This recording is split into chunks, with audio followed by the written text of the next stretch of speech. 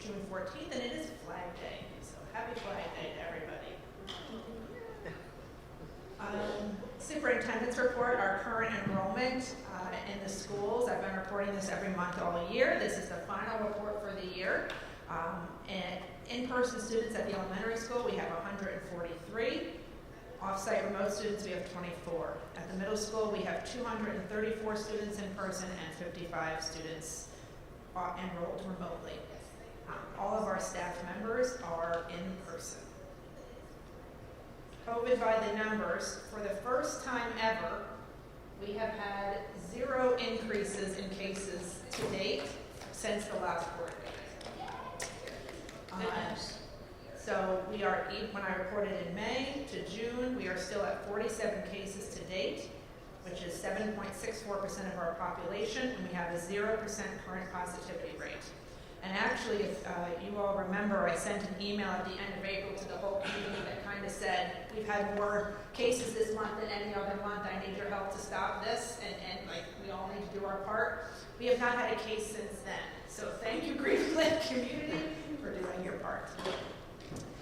In terms of the county numbers, the New York State Forward website points out a 0.6 positivity rate yesterday, which covers the weekend, and a 7-day average of 0.7%.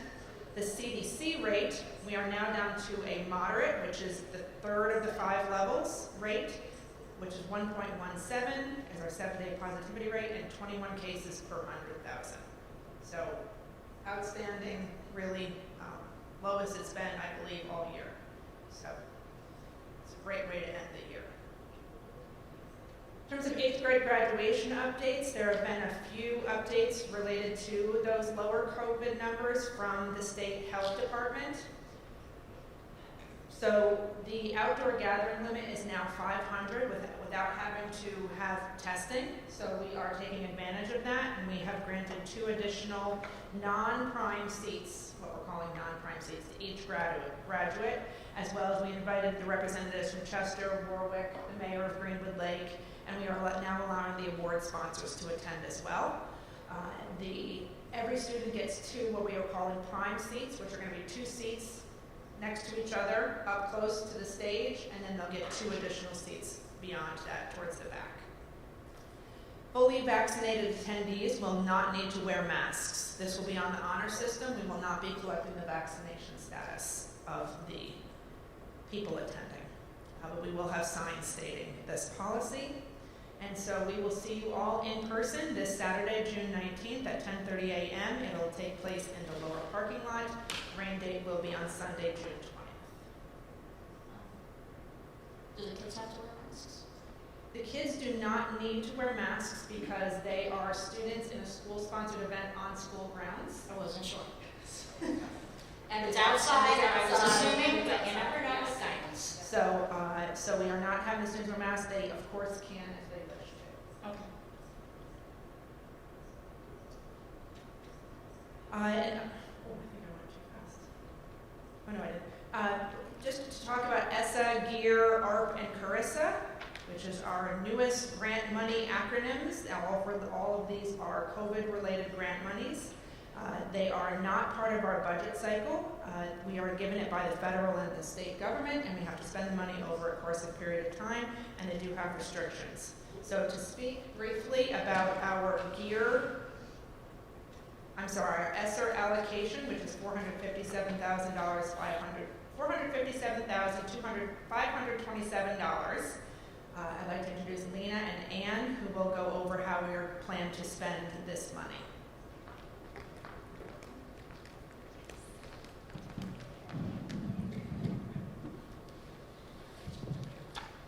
Good evening.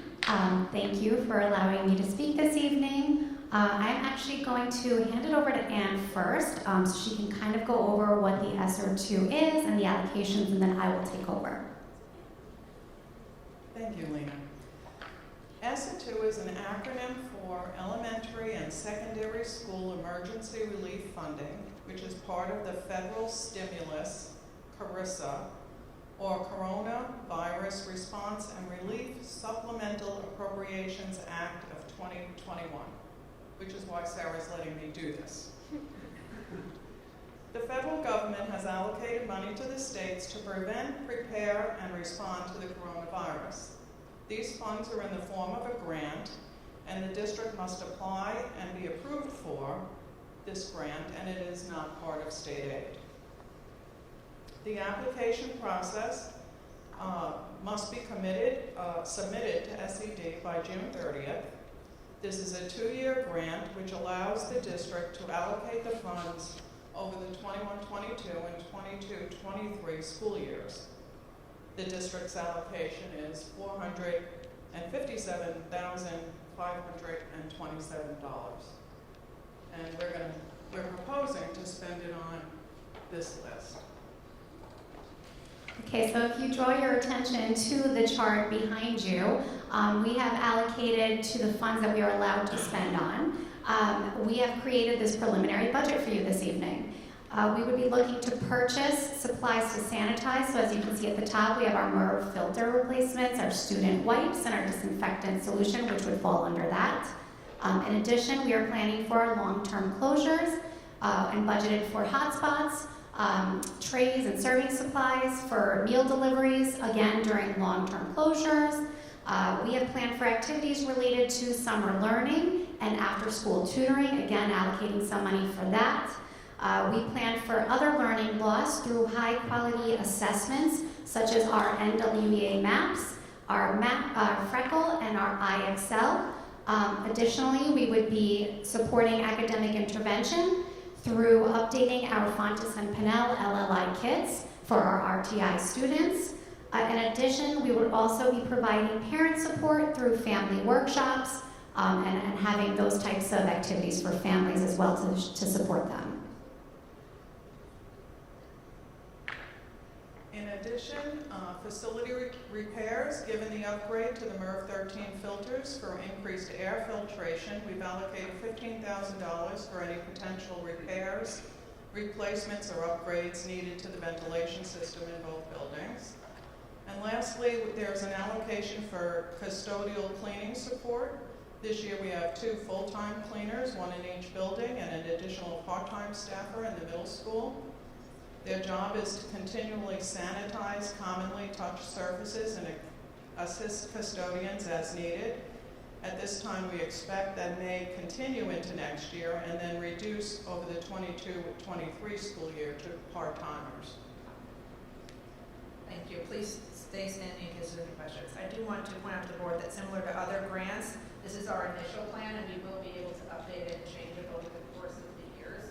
So for example, the serving supplies for long-term closures or the hotspots, if we don't use that, we can apply it to something else.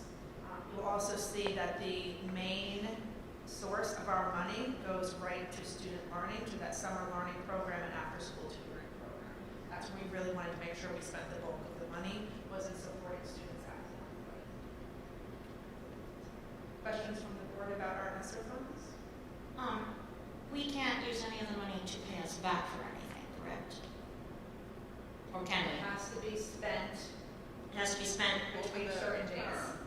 so it doesn't include the past year. We had an earlier ERISA grant Right. for the past year, so we used that on similar items, on Okay. the train and the MERV filters.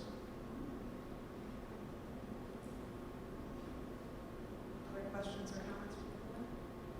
The NWEA and the IXL is typically comes out of a different grant, normally, or budget. It's on the year, I believe. I believe they're currently out of budget. If I'm correct. Okay. They are the Freckle. This year we did take out of a grant, and we would look to continue using these items and use the grant money to support that. Anybody else have any questions? Somebody else, please ask a question once in a while. Any other questions? All right, then. Well, thank you guys for giving us the opportunity to go over this. Okay, Amy Petrozzi, our Director of Pupil Personnel Services, is going to speak a little bit. On the agenda tonight, we have the resignation of our part-time PPS help that was hired about a year ago, and we are looking to potentially turn that into a full-time part-time, 12-month position. And so Amy's here to talk a little bit about that and the what's and the whys behind it for board consideration, and then we'll potentially go forward with this. Amy? Yes, and thank you for your consideration. About a year and a half ago, or right before COVID, I was fortunate enough for the board to approve a part-time position to support my office, or I should say the People Personnel Department as a whole.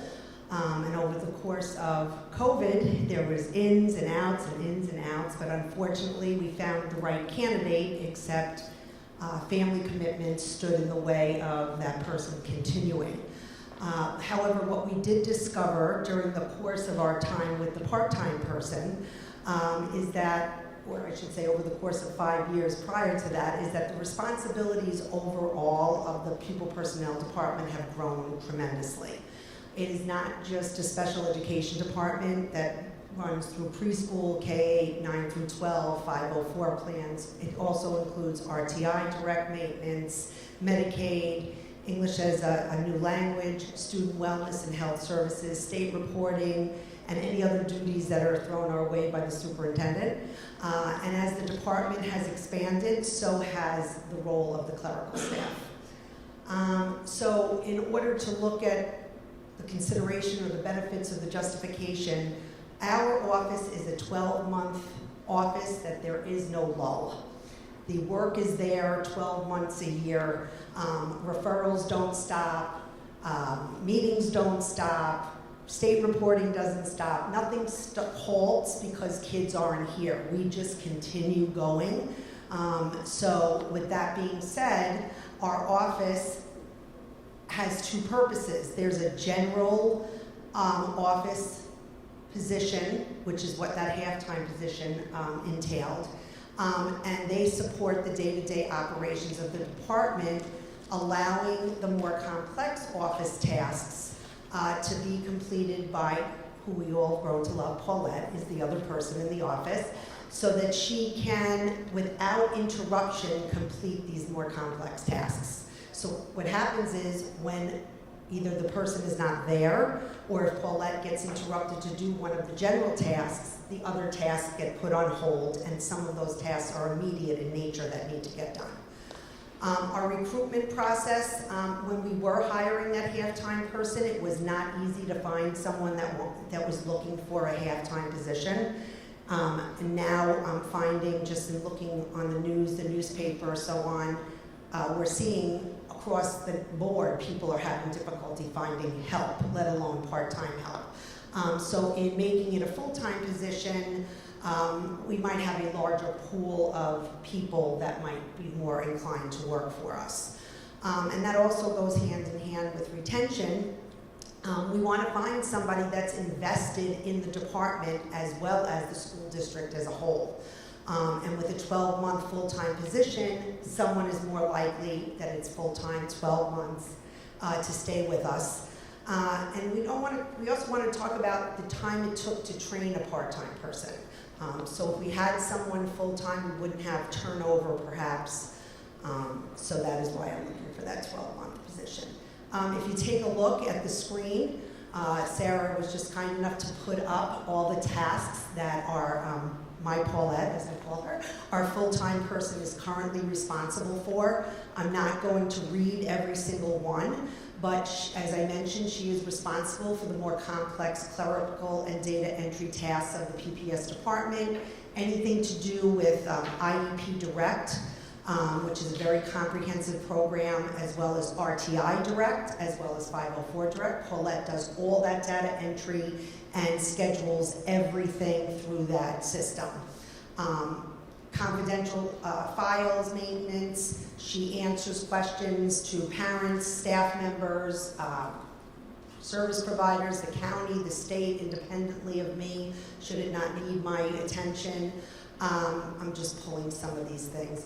She uses, she schedules every single meeting that takes place in my office that you vote on, or I should say, brings to your attention every month here, as you know, is very comprehensive. During the annual review season, we do over 120 meetings. She schedules every single one of those.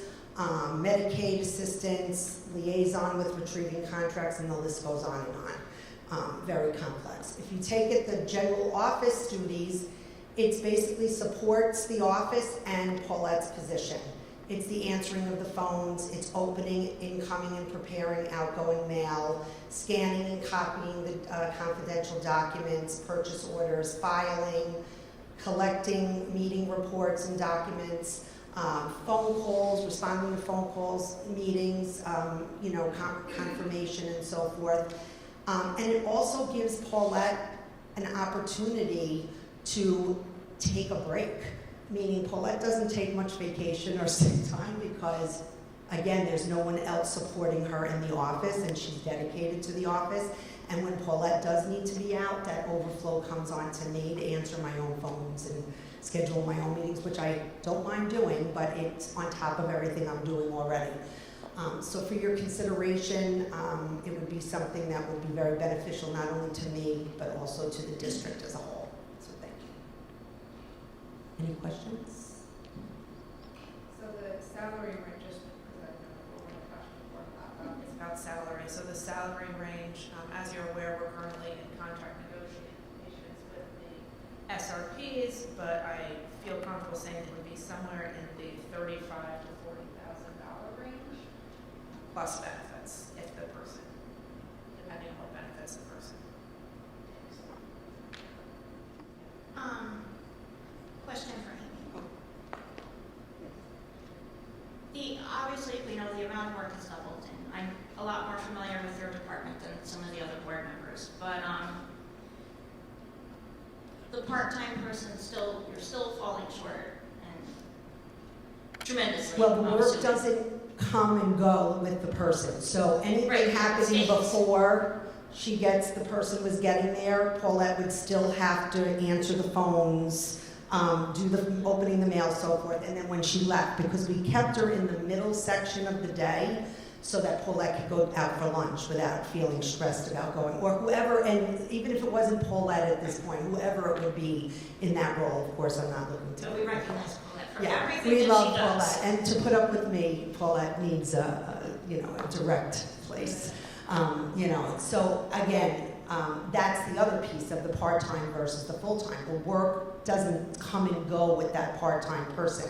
If she's not there, Paulette then has to pick up that piece in the beginning, the front end and the back end of the day. Board members, questions on extending this from a part-time to a full-time? It's not a vote, it's just a throwing it out there conversation. I know we are going to have to let Amy know sooner than later, but does anybody have any questions as far as the need versus? Are you sure? Amy, no problem. No, I know. Well, I will say, last year when we did talk about it, we all had said that we'll see how it goes with the half-time Yes, we did. person, and if the need was for a full-time person, that we would consider it. And if the person did not resign, I would have asked Sarah to see if we can make that person a full-time person. But since that person is leaving, it's another opportunity to have the discussion. And truly, when she talks about the benefits and the justification, and she talks about the candidates, to learn the ins and outs of the PBS department and working with IEPs and all the rules and regulations associated with that take an immense amount of training time. And so what has happened this year is there's been a tremendous amount of training, and now the person's leaving. This person had, again, for personal reasons, family obligations. But we think we'll continue seeing that with part-time people. They'll be looking for full-time employment or not really wanting full-time ever. And so to have that full-time person, it becomes a career for somebody that we can hire through the actual civil service list, someone that is looking for a job in an office. And just so everybody knows, not only is there work, but then everything is saved electronically now. There's no more paper records, which just adds another layer, because everything is still signed on paper and printed.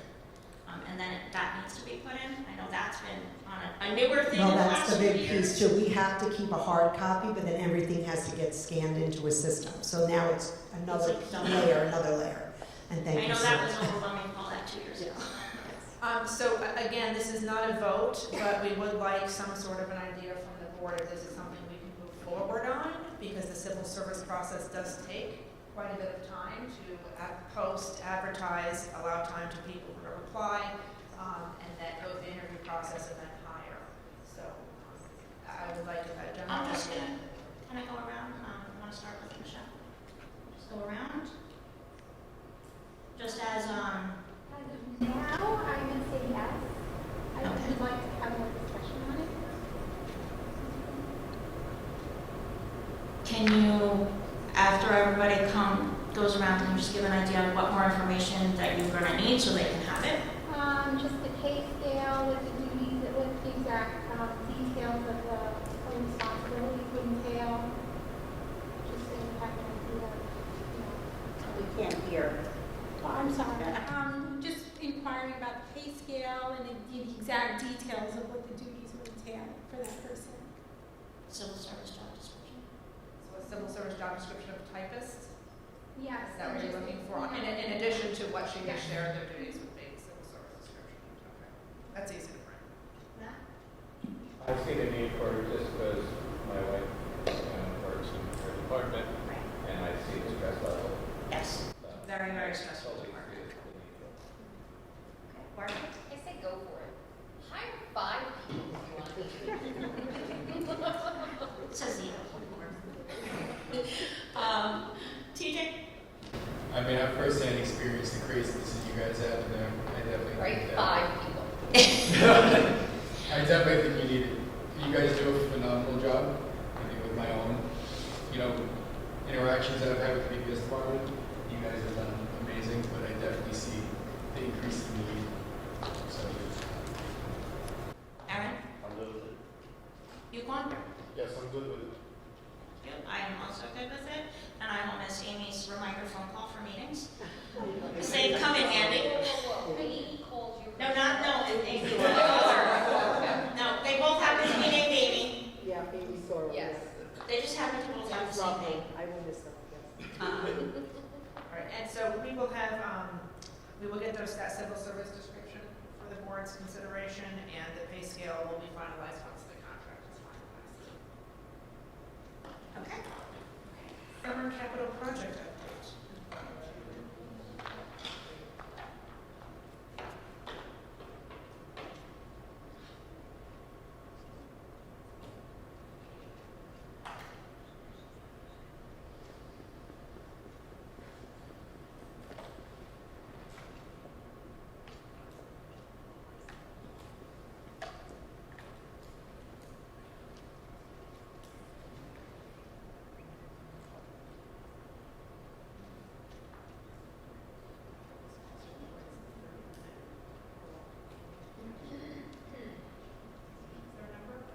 Yes.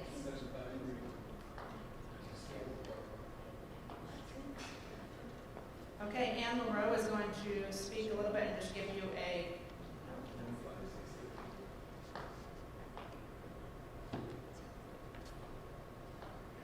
Anne Monroe, our Assistant Superintendent for Business, is going to give you a little bit of the background and summary of where we are with the capital project vote, the 2016 capital project vote, which we've been working on since then, and all the different aspects of it, just give you a summary and kind of where we are financially as well as in terms of the progress of the project itself.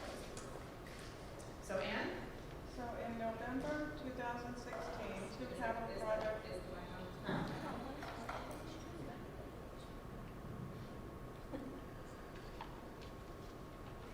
November 2016, 2 capital project propositions were approved by the resident voters. The approval was for $5 million for district-wide renovations, reconstruction, construction, and improvements in the amount of $4.4 million, and bus purchases in the amount of $580,000. Since then, we've purchased, we used the money in 2017-18 and 18-19 to purchase buses and offset the cost of the bus purchases in the budget. With the remaining balance authorization of $92,000. Additionally, district renovations were approved to the elementary school security vestibule and main office relocation and 2 classroom renovations. At the middle school included Project Lead the Way, main entrance and security vestibule renovation, and business office relocation so that vendors and deliveries would enter through a separate entrance. In 2017, we completed the Project Lead the Way space, the redesign, through an exception project. Phase 1 of the middle school project was for field improvements, which included lowering the elevation of a sanitary basin, shifting the softball field away from a concrete chlorine contact tank, replacing chain link fence around the backstops and the length of the field, and then internally refurbishing the gym floor, painting the gym ceiling, replacing the scoreboard, installing sound absorption paneling, and renovating this space from the wood paneling to sheetrock. The cost of that was $482,000, leaving $3.9 million for the remainder of the project. In October 2019, Phase 2 was approved to work on replace the elementary and middle school faucets and toilet valves into hands-free softeners as per SED requirements, and to replace or add the middle school water filtration sediment filter and water softener. Thus far, this work has totaled $479,000 in both buildings, and we're still working on the water softener and sediment filter to get that up and running. We most recently took water samples on June 2nd.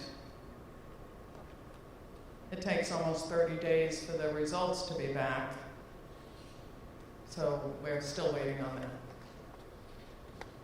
So after Phase 2, so this whole $5 million project was done in phases. So Phase 1 was the fields, Phase 2 is the toilets and the water and the faucet valves, that kind of thing. After that Phase 2, there were still $3.4 million left. In March 2020, Phase 3 was approved for the elementary and middle school security vestibules and main offices. We're still working, troubleshooting that punch list items. The total for the elementary school was $1,040,000, and the total spent thus far in the middle school was $1.3 million, leaving a remaining authorization of $1.89,000. The business office renovation and relocation was put on hold. Initially, it was designed to move to the technology lab. The technology lab was going to move to the Project Lead the Way space. However, during the planning stages, air filtration and noise from drilling and sanding and such became an issue. Additionally, it was later thought that the district offices should stay together so consultants and vendors would have access to central office spaces without entering student spaces. So the total remaining funds from that for the business office relocation and district office relocation is the $1.1 million, and for bus purchases, $92,000. We also approved at that time a second. Stop and see if there's any questions for that first proposition first, and then we can talk about proposition 2. Yes, thank you. Anyone have any questions or thoughts on anything presented so far? I know the general feel that I've heard is that with that we only got offices, and I think that as the years have passed and now the work's behind us, we did upgrade the gym, we upgraded this cafeteria, we upgraded the softball fields, and make sure that tank is no longer an issue on the field here, and that was all part of that same approval. But I wanted to give the board an opportunity to, if you want to share anything related to what was just presented.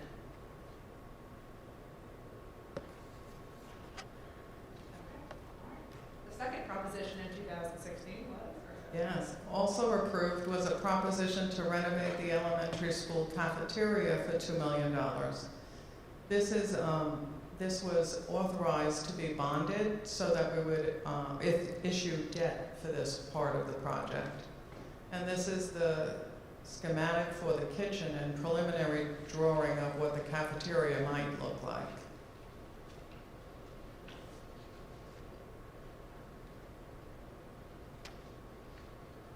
This is the preliminary budget, and the project has been postponed till the summer of 2022.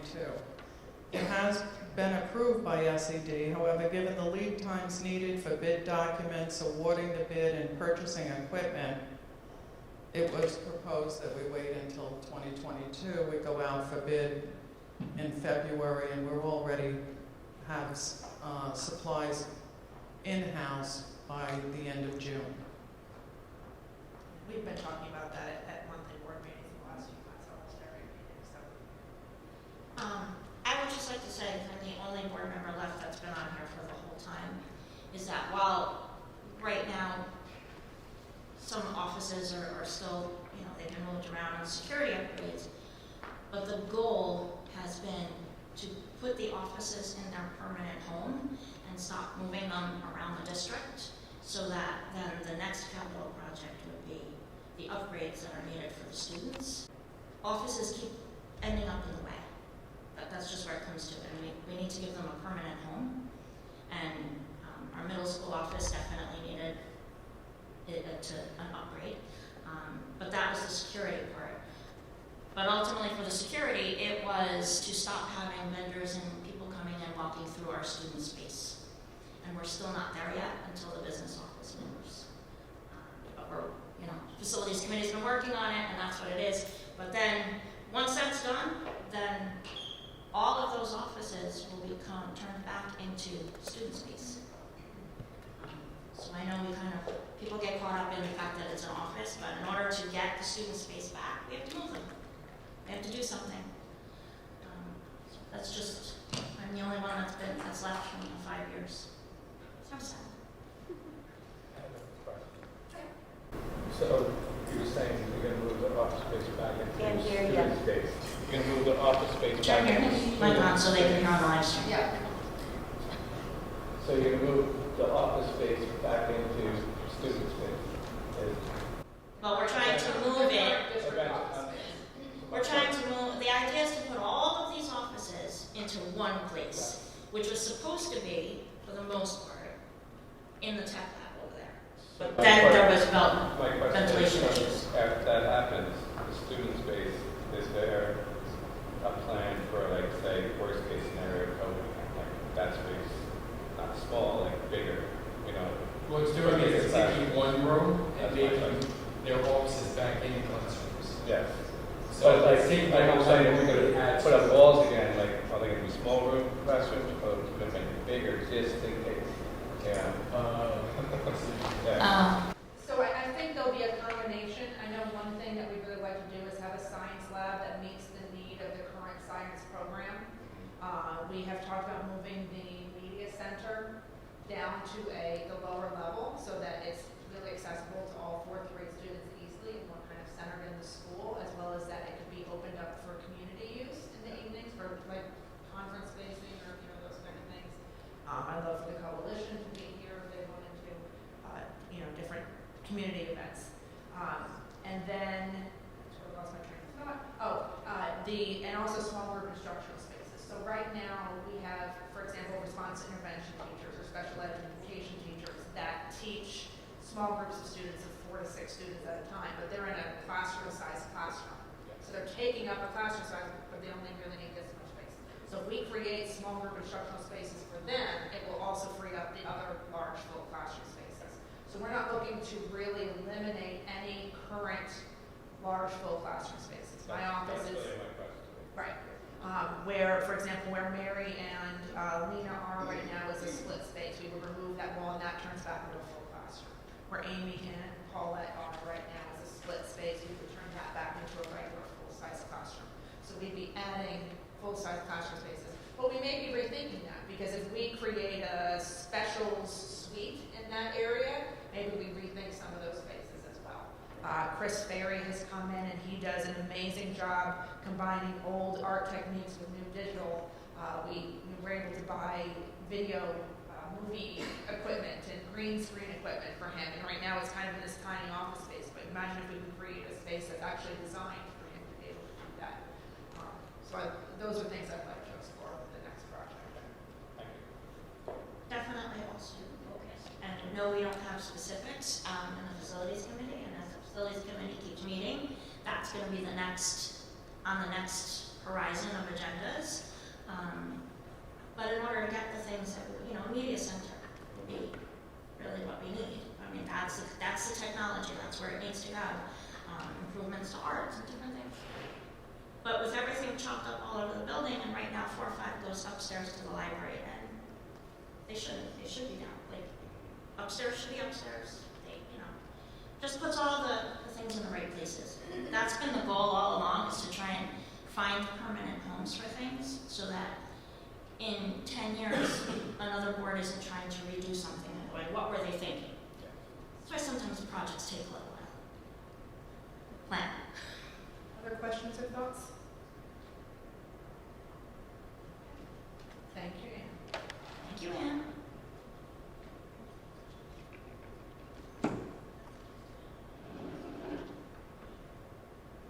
Okay, just in case the board hasn't heard, the APPR bill recently passed both houses and was finally signed by the governor, and it eliminates the requirements for school districts and BOCES to complete, and it actually bans it, an annual professional performance review for any classroom teacher or building principal for the 2020-21 school year. I have been working.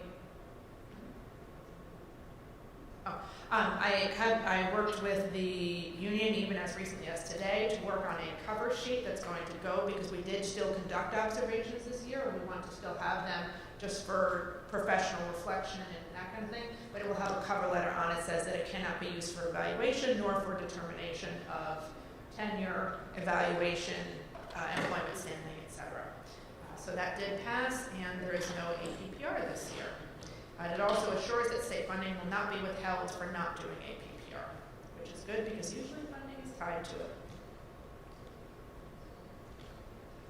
Okay, principal reports. Mr. Globchuk?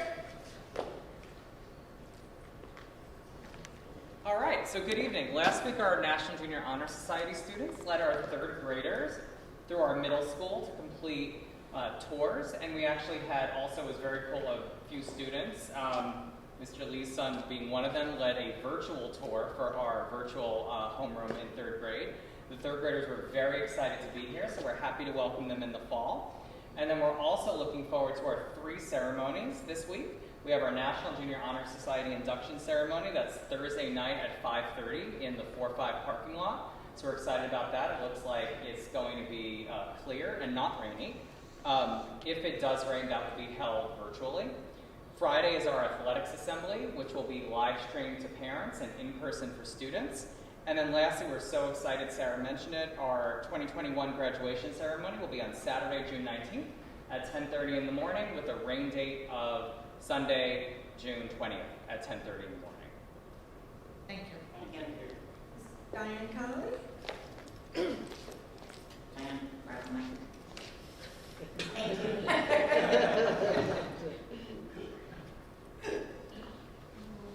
Are we on? Oh, yeah, you can hear me for a change. Good evening.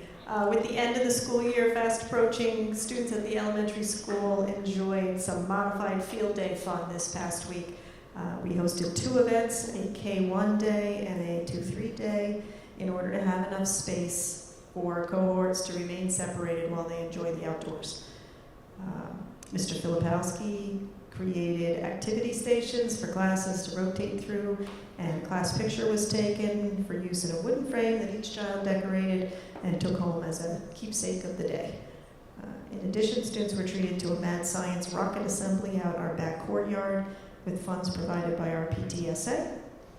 Our virtual students enjoyed a field day program as well with a Google slide presentation created by Caitlin Averill that contained lots of activities and a link to a virtual assembly for them as well. Thank you to our PTSA and all of our staff who worked so hard on planning that was necessary to make this happen under COVID protocols. As Jeffrey just mentioned, our grade 3 students enjoyed their tour of the middle school and question and answer sessions that were hosted by the NJHS and their advisors. Our students are now even more excited to move on up, and we are hoping that Mother Nature will cooperate with the hosting of our outdoor ceremony to be held at Town Beach next Monday morning at 10 a.m. I've left invitations for you all.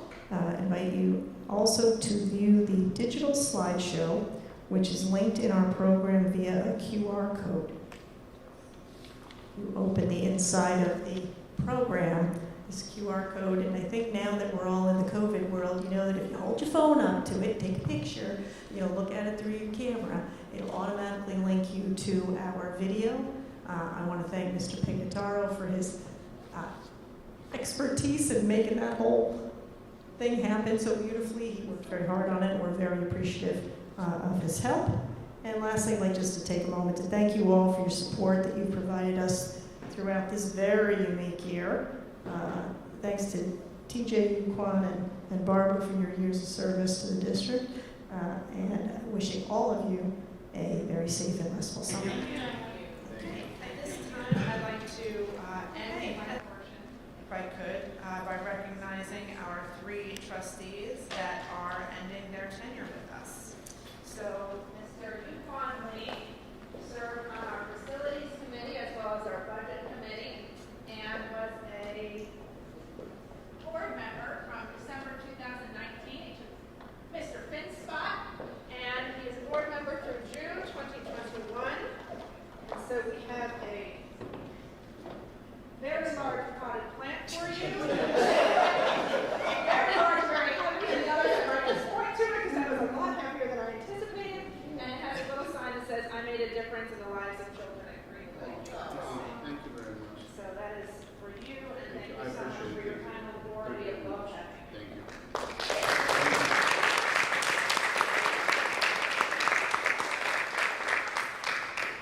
Next, we have Ms. Barbara McInerney. I searched the Facebook program. You're a Facebook I approved the picture. I did ask. Ms. McInerney has been serving since 2018 to 2021.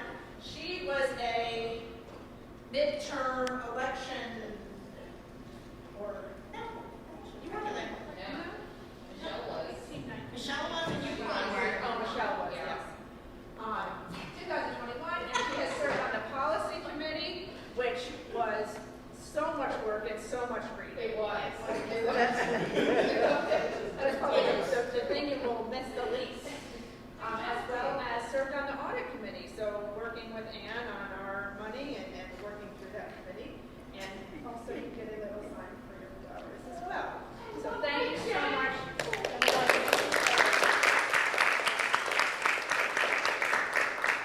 Sense of humor. It's going to be really dull next month, I have a feeling, without you. And then we have Mr. T.J. O'Brien, Tom. Tom, you will be forever known as Tom, the board member. Why do you keep lifting that? I don't know. I'm gonna stop. And we have T.J. O'Brien, who served from 2017 to 2021. He has been on the facilities committee, I think, almost the whole time, if not the whole time. And was one of the senior members of the committee that really let us know what we were doing wrong. And what we needed to be better and more clear about. We didn't tell you about that. And this year he rose to a position and became the vice president of the Board of Education. So T.J. O'Brien, we're going to miss you dearly, but best of luck to you.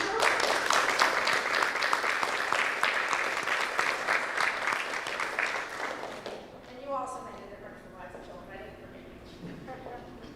All right. Says you suck.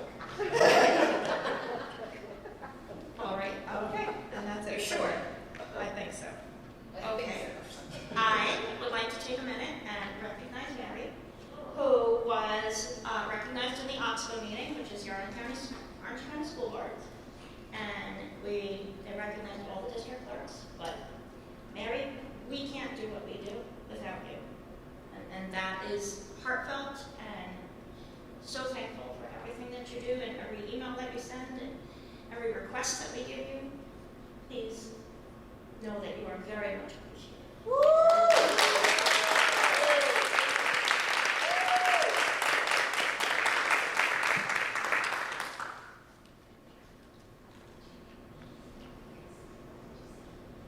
Okay, now we can go on? Yes, now you're, Now we go back to the board meeting? Oh, and any other statements that we have? Let's see. Any board member reports? I'll take Chester's. Okay, please do. Mike. The Chester boys baseball team won Section 9 B championship. Hey, Chester.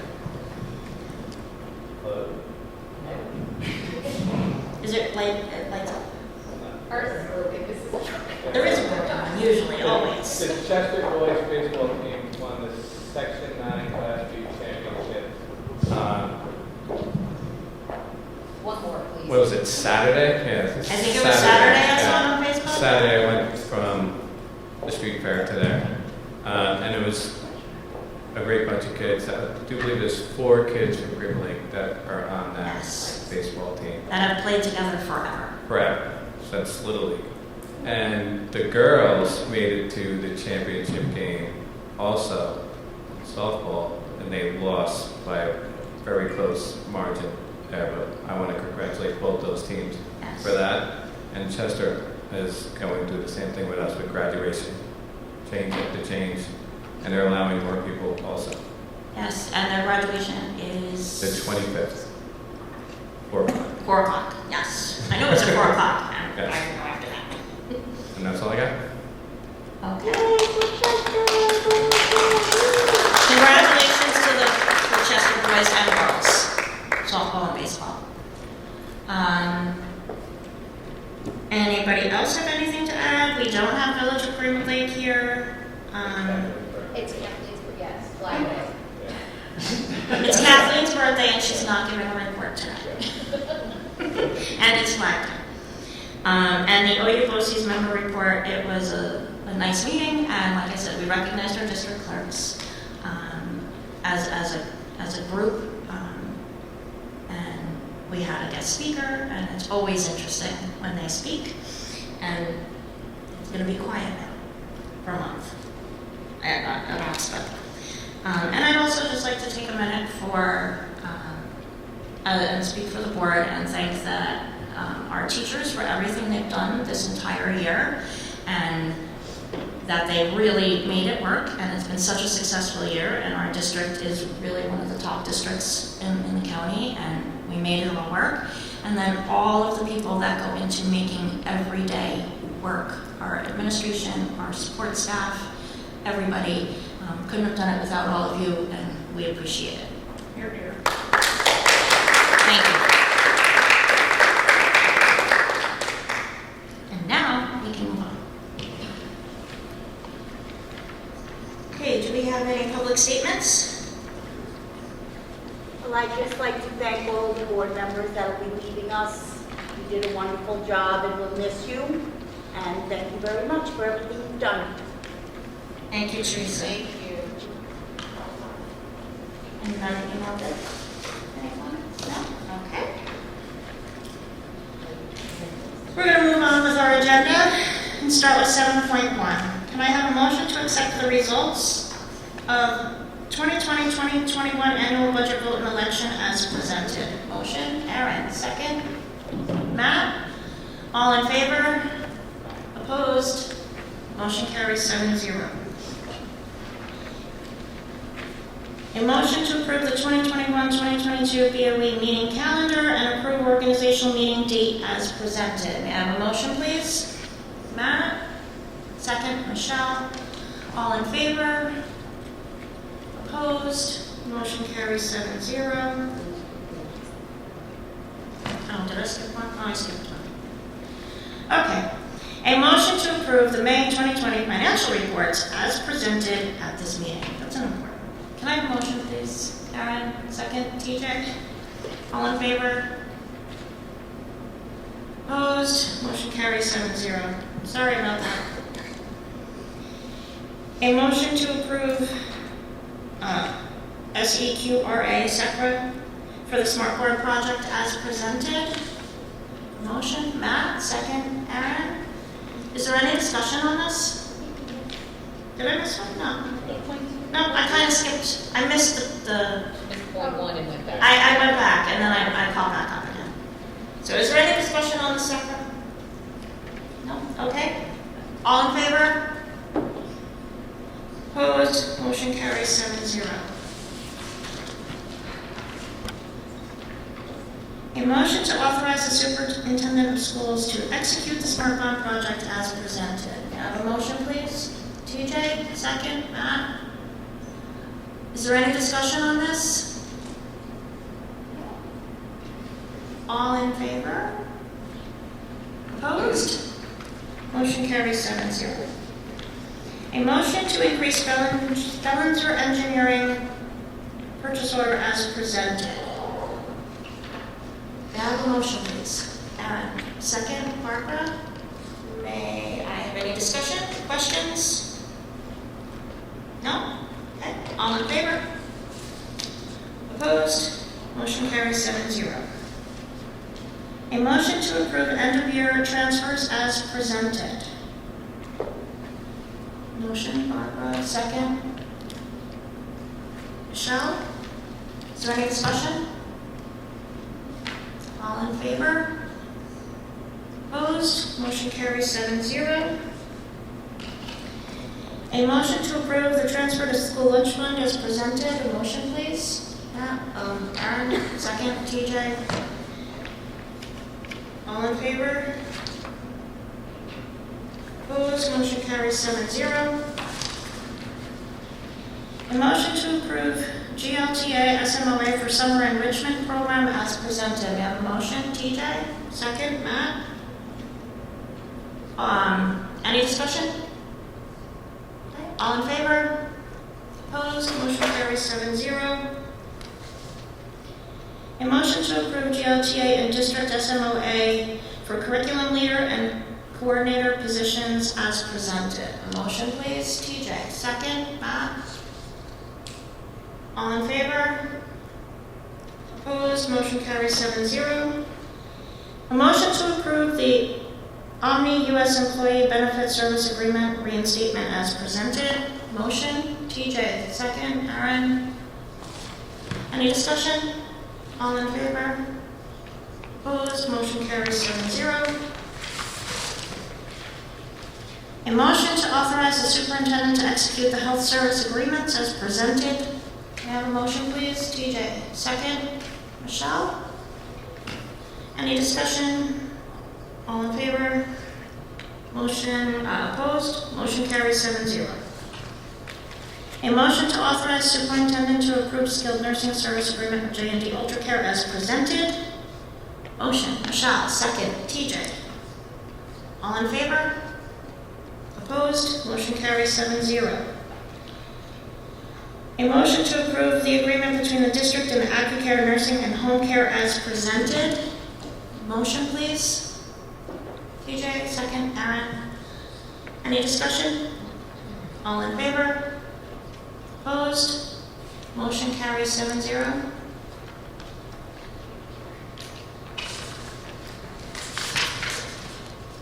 A motion to accept the resignation with regret of Brianna Finn as presented. A motion, please. Matt, second. TJ. All in favor? Opposed? Motion carries 7-0. Good luck to Brianna and what she does. Motion to accept with regret the resignation of Cynthia Pregiato as presented. Motion. Okay, Matt, second. TJ, all in favor? Opposed? Motion carries 7-0. Good luck to her. A motion to accept with regret the resignation of Amy Sorrow as presented. Motion. Matt, second. TJ? All in favor? Opposed? Motion carries 7-0. Good luck to her. A motion to accept with regret the resignation of Victor Zuniga as mechanic as presented. Motion, please. Aaron and TJ for the second. All in favor? Opposed? 7-0. Wishing well. Michelle? Any discussion? All in favor? Opposed? Motion carries 7-0. Motion to appoint the teachers for the Summer Skill Builder program as presented. Motion, please. TJ, second. Matt? All in favor? Opposed? Motion carries 7-0.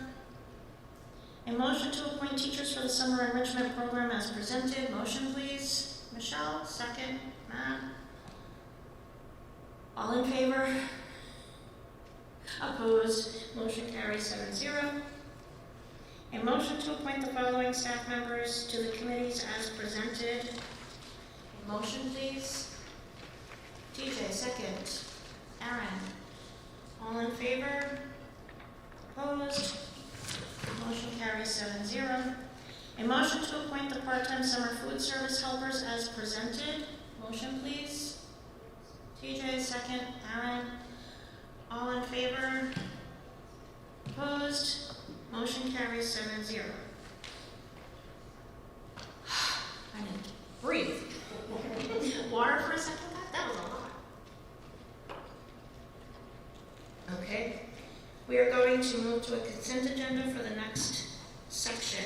So it'll be one vote for 11.1 through